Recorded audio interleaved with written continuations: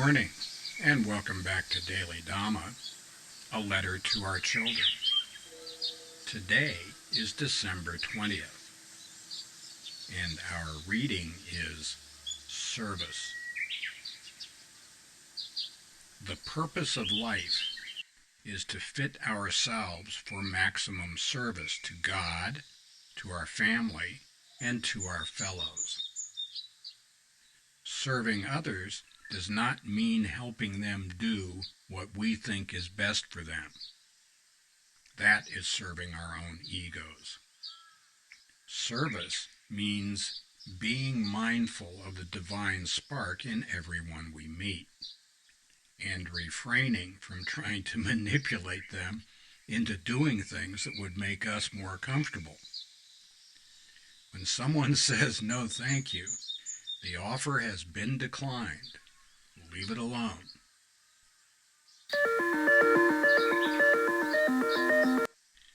Manipulating others so that they'll do what makes us more comfortable and what we want them to do in the guise of helping them is pernicious. Other people get to decide. I'm not talking about raising your children. We're talking about dealing with adult children.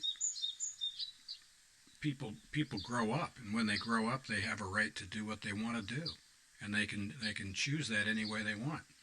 Again, with the Khalil Gibran, our kids come through us, but they don't belong to us.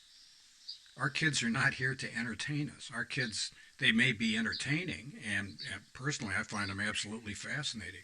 It's the most interesting thing I see ever in my life is watching my kids and grandkids, but they're not here in order to keep me entertained. I'd like to go back to the chapter 3 of the Bhagavad Gita, which is titled Karma Yoga, which is the way of action. And what they're talking about is selfless service. We have duties to perform. We have things we have to do in our family and in our community and in our culture. We've got things that we need to do. But we need to do it without any idea, any notion, any expectation at all of the outcome. There's a division of labor. We do the work, and God sees to the outcome. Whatever the outcome is, that's what it's supposed to be. You go, oh, but it's not what I want. Well, there's my point. What do you know? What do we know? Who won the Second World War? You're so smart. The thing is that God, transcendent reality, has a better plan in place than we can imagine. And so what we need to do is act out of selfless service. We need to do our duty, and we do it without any idea about what kind of an outcome we're going to get, and that way we can keep our feelings of entitlement and our feelings of our expectations and stuff off the table, and that will dramatically reduce the number of resentments we get. Our expectations are resentments under construction. And when we're setting ourselves up by telling kids what to do, and then we just sit there and micromanage them and all that stuff. Now, I have noticed this. When things go sideways, we're not so anxious to take responsibility for that. But for some reason, if anything goes right, we go, oh, yeah, see, I did that. That's not what kids need to hear, and it's not even true. We don't cause those things.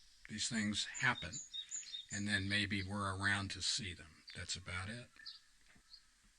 We can offer our help, and if the person we've offered it to says, no thanks, I can take it from here, we go, good on you, good luck with that. And without any kind of a sarcastic hook in that either. The 20th of every month is other steps we can take to improve our usefulness to others. The 24th of the month is Seven deadly sins or five precepts, and the 25th is their opposite or another take on the topic. And just as a reminder, those readings, the 19th, 20th, 24th, and 25th of every month, can be found on the playlist, Deadly Sins, Precepts, and Their Opposites. Thank you for joining us, and if you'll check the description box below, you'll find the table of contents for the book Daily Dhamma, A Letter to Our Children, which is available on Amazon, and also the contents of the 11 playlists here on YouTube. And happy trails to you until we meet again.